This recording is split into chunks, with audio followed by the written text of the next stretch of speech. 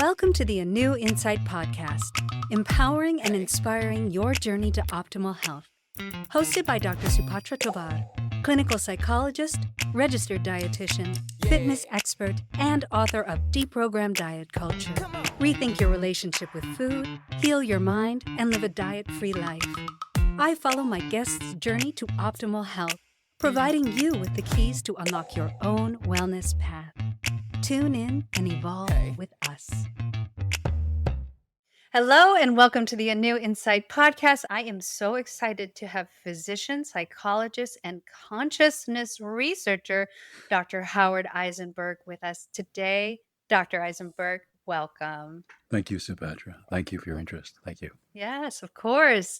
I'm going to read a little bit about Howard, and then we're going to get right into our questions. It's okay if I call you Howard, right? Sure, absolutely.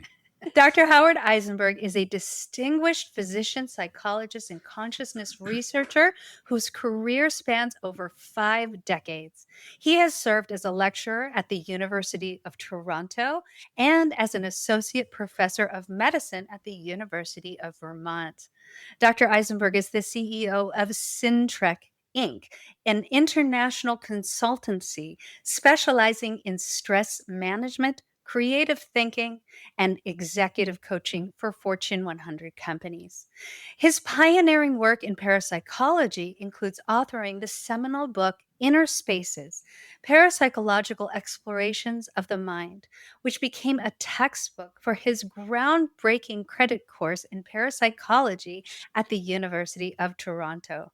His latest award-winning book, Dream It to Do It, The Science and the Magic, integrates ancient wisdom with contemporary science to explore the true nature of reality and consciousness. Howard, welcome. Thank you for that beautiful introduction. Thank you again. Well, you have an amazing background, and I am very interested in all things consciousness. And that's what drew my interest when we were connecting. And so, we always start out on this podcast with a little bit of inspiration. I want to know about your journey. How did you decide, and what made you decide to go into medicine and psychology, and then eventually to branch out into parapsychology? I welcome your questions. I have to warn you, I can go very wide and very deep. Good. That's what we like. And it's not a typical background, Yes. but trying to recapitulate in part what you have just asked. I remember in my early childhood, I was naturally or precociously very curious. I wanted to understand things.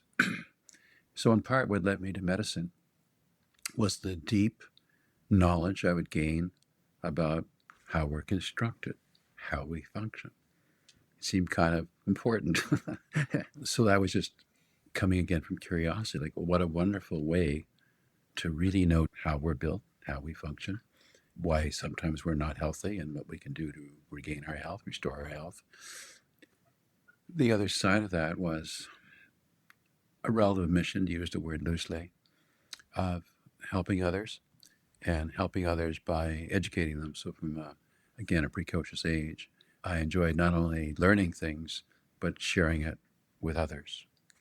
And parapsychology came on the horizon because, aside from medicine later on, it was just so utterly fascinating to explore the further reaches of consciousness, of reality. And at the time, it was very controversial.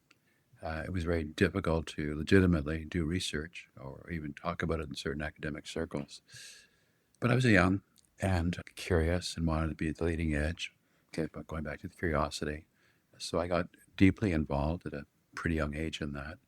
Even as a teenager, I started doing little experiments to test it out, so to speak, as well as finding whatever I could to read. This is obviously pre-internet years. The turning point for me, though, in terms of where I am now, came about just a few years ago. I went on, as you partly have shared in that wonderful introduction, doing many other things. So I had my medical practice, I had an academic career, I was heading up my company Syntrek and working in different countries with all types of industries and different sectors. This was a pretty busy life, and I had left behind for the time the deep interest I first had in terms of curiosity in parapsychology, researching on an extended capacities of our mind, sometimes called properly just ESP, but that's not really a proper term. It's one of the popular consciousness still. But again, a few years ago, I was invited, because of my history, because of that first book, Inner Spaces, Parapsychological Explorations of the Mind, almost half a century ago, somebody who was involved with an organization of healers who do what's called sometimes therapeutic touch, or what biblically was referred to as laying on of hands. There's different terms, or energy medicine, energy psychology. And it was for their annual conference. It would be a keynote presentation. And to do it justice, to honor the invitation, I did a very deep dive into almost half a century of the accumulated research in parapsychology, since I was very hotly involved in it with my book and teaching at the university, as well as looking at the latest developments in modern physics, usually referred to as quantum mechanics, as well as comparative studies of how different religions understand and envision the world and give us guidance to live the good and healthy life in this world. And even going back before that to the indigenous teachings before they even formalized, as we call the major religions. And then some of the leading research now at the gates have opened for psychedelic research, what we were finding about brain functioning. We had controlled laboratory studies of psychedelics. The research, too, that was coming out, which was totally evidence-based on neuroplasticity, how our thoughts can rewire our brain. So it's not the brain produces consciousness. Consciousness goes through the brain and can modulate the brain itself physically. So as I'm going through this really deep data dump, and it's deep, you don't really see in a few words, but phenomenal when you think about a half century in all these different fields, deeply. And then one day, Supatra, as I was still formulating my ideas for the upcoming presentation several weeks to come, I had an experience in just a minute or two of time. I wasn't timing it. Totally unexpected. This was an experience, not simply an understanding or realization. Some might even call it a revelation. I suddenly did a total 100-degree flip on my understanding and perception of reality. Again, unexpected. So here I was doing research on the leading edges of consciousness and reality in terms of quantum mechanics and so on, but not expecting this flip, because I was still assuming that the scientific Western understanding of reality being something somewhat fixed out there that has some predictability and some controllability, that was the reality. I wasn't totally convinced that the brain was the source, again, of consciousness, going back to my early interest in parapsychology, but I knew it had a relationship to consciousness. But I still was accepting fundamentally, if you like, that we're in a world of separate beings, separate entities, separate things, objects. So broadly, I was still in that framework and still approaching it scientifically. But with this experience, I suddenly realized all of that, as is described in some of the old yoga texts, is Maya. It's all illusion. Mm. So that was accompanied, this is all very fast, a minute or two, with that. And describe it a little bit more. What was the realization?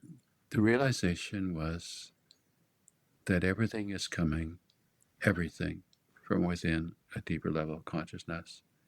And I'm a connection and expression of that. But there's nothing out there at all. There are no people. There are no things. There is no nature. There is no universe. It's all in here. It's all deeply within us. And it's projected outwardly. And we buy into this illusion. That's the reality out there. Not. It's a level of reality. So given in this realization, though, of this flippant, again, of the reality is internal, we call this the primacy of consciousness, as opposed to materialism or physicalism, as sometimes referred to.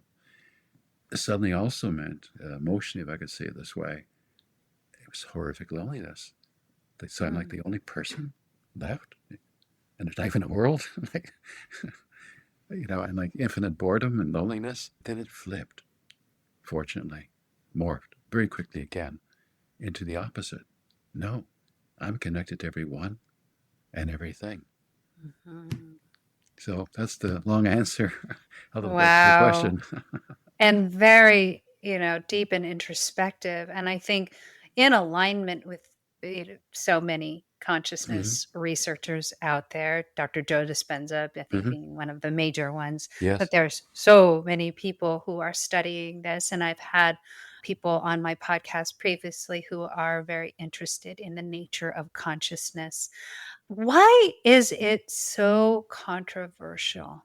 Why is it such a taboo topic, especially in the sciences, medicine, even psychology tends to look at it with suspicion, even though we're finding so much coming from studies in quantum physics that support Mm-hmm. the nature and the idea of, universal Yes. consciousness. Why is it so controversial? Well, as I say in my book, I actually start my book by saying, we all, whether we realize it or not, have filters. So we think we see the same reality.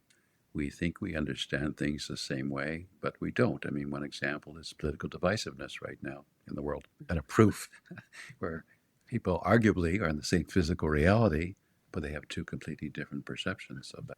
And then we could even talk in psychiatric situations where it's more extreme. So coming back to your question, so whether we like it or not, we all have these, again, filters, how we see, interpret, and feel and react to things. Secondly, we also have conditioned prejudices, basically, which are running rampant right now with all the divisiveness we're seeing in so many different ways in the world. And the sciences themselves are also a form of business. When you're, for example, in the university on faculty, you may have the expression publish or perish.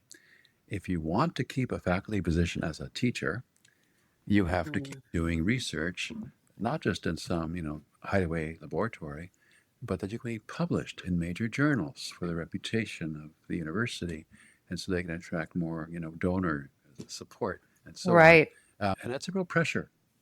And consequently, as you may or may not know, there's a severe replication crisis in science, and particularly, by the way, in psychology, meaning that the studies aren't so well organized. They're just pushed through for people that get their doctorates. So you have this investment, again, and an establishment, in a sense, to preserve the way things are. Just like, if you remember, a few decades ago, the cigarette lobby. It was in their business interest to promote cigarettes okay. And then, there's scaremongers trying to tell people it causes cancer and so on. It's not that dissimilar. And then if you also look at religion and how different religions, again, see things so differently. And I find it interesting, even in Christianity, as I was doing research for my book, there's over 45,000 denominations of just Christianity in the world. Wow. Like, such I have no incredible. idea that I there know were most so people, many. and that's just Christianity alone, over Wow. 45,000. So again, back to my point with filters and and conditioning, and we don't necessarily see things really as they are. I think too, as I say, as I understand it, we're an extension of consciousness from a different level. I call it in my book the universal mind. These days, I'm more comfortable even calling it source. It's the source of everything. So we're here, like I call it, as amphibious beings. We can live in two levels, two dimensions. So we can mention when we experience ourselves as relatively different people, and it's company and stimulation, and sometimes challenge and competition, and then the enrichment and challenges of nature around us, and so on. But then there's another level where we go deeper within ourselves, which strangely enough connects us all, as I understand it now. And like amphibians, we can live in more than one dimension, more than an element. Like frogs, salamanders can live on land or on the water.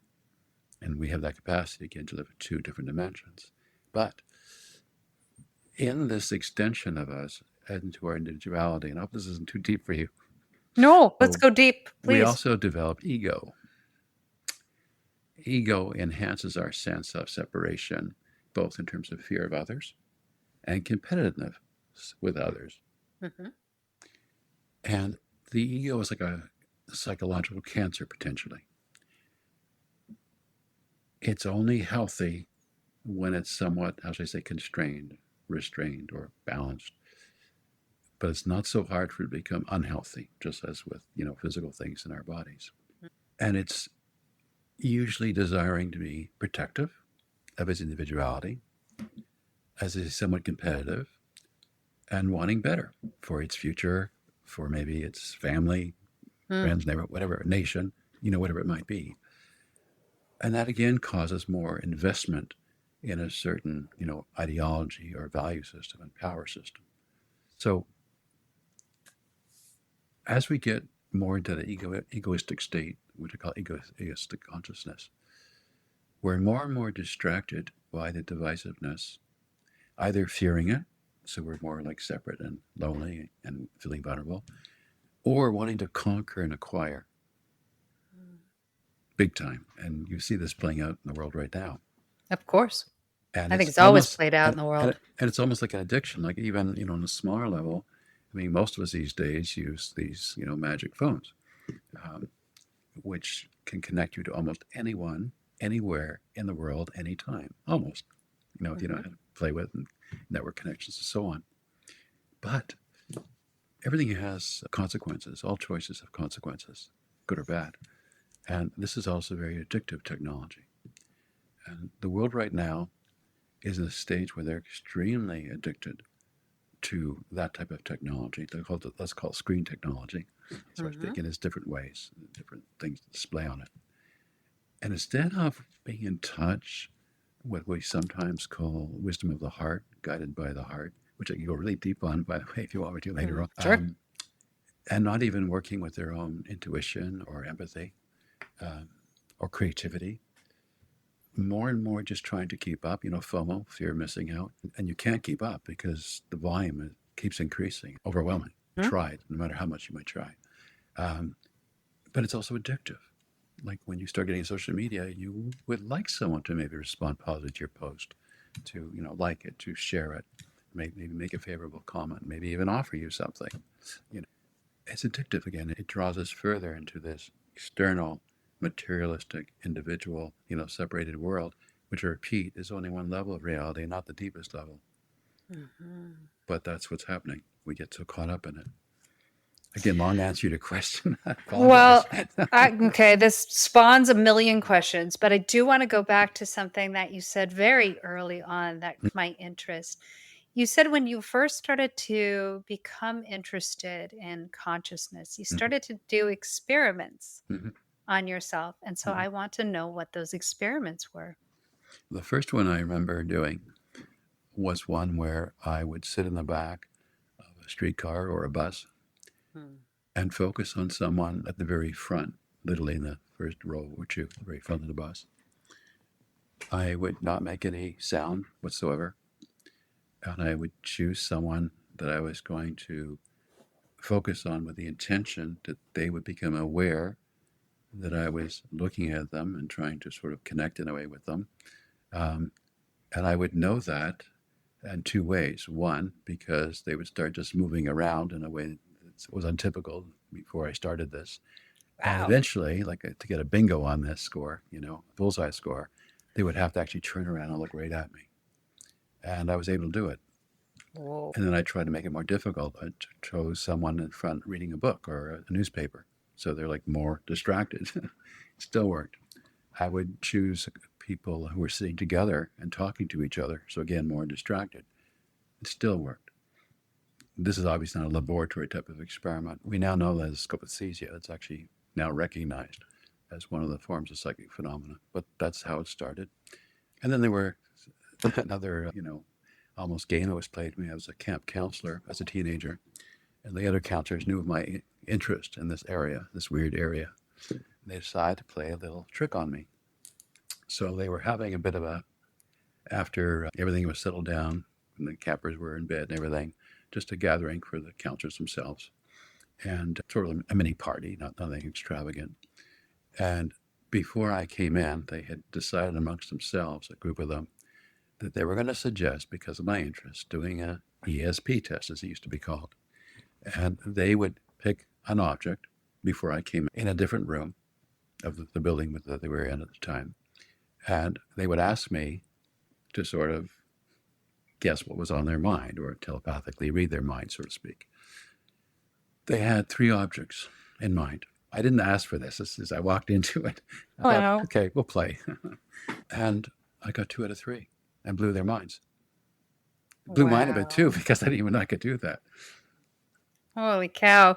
So let me ask you this. When you were vibing, I'm going Hmm. to just name it vibing Hmm. people on the bus, did you have a particular way that you were doing this? How did you actually do it? So it's two things that I understand better now when I talk about my book, Manifestation. But so partly, if you like, it's working with imagination, Hmm. like imagining I could, contact someone at the front again of a vehicle or guess maybe what was in someone's mind. Not necessarily knowing how, just imagining that possibility. And then the intention for it. So imagination and intention. Those are the keys. That And is, not getting in yeah, your own way on our self limiting beliefs. It's impossible. It's improbable. yes. And then just believing.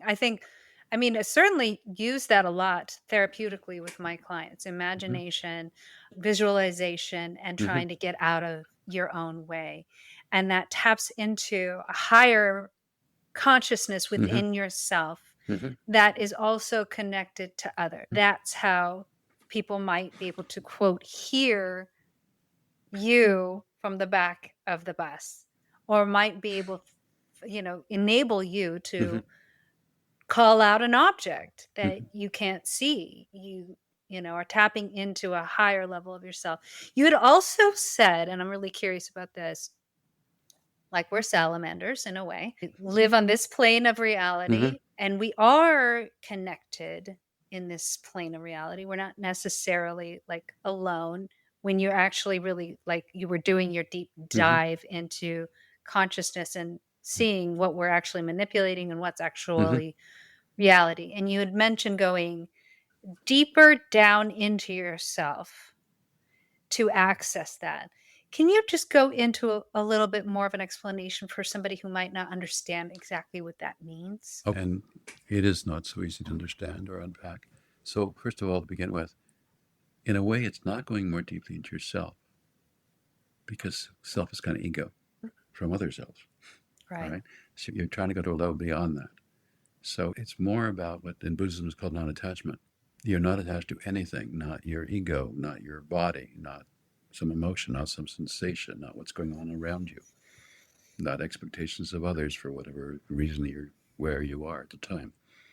You let go of all of that. So, and I don't want to say it's simply surrendering because that sounds like we're just making ourselves sort of weak or defenseless. It's the opposite of that. It's actually so it's more like letting go of the distractions to experience what is there more deeply. Essentially meditation. That's one of the roots for sure. And I And s also think lucid dreaming, for some people to do that for them as well. and say someone were, and I've been practicing meditation Hmm. regularly since 2012, and so I do know that feeling. It's so interesting that you said going kind of deeper Hmm. into yourself. I always imagine it as rising out of myself and connecting It's out it's the same of thing because myself. you're still transcending in this level. It's the same Yes. thing. Yes. So I don't think of it as And up or down. right, yeah. I just kind of imagine myself just kind of floating out of Hmm. myself and kind of leaving the heaviness of the world and the body behind Hmm. and just connecting. And I have no idea, honestly, where I That's go. actually one of the out of body techniques. When people have out of body experiences, they actually visualize Yeah. that until it happens for Yeah. some.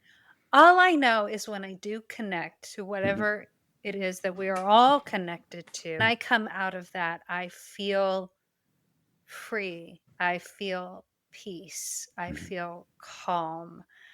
And I also think that the more that we do this, the less embroiled we are in the little, vicissitudes of our That's right. current understanding of reality. I think people just tend to get really myopically focused, Hmm. and that's because of their phones, that's because of media, that's because of whoever's Hmm. loudest in the room. Yeah.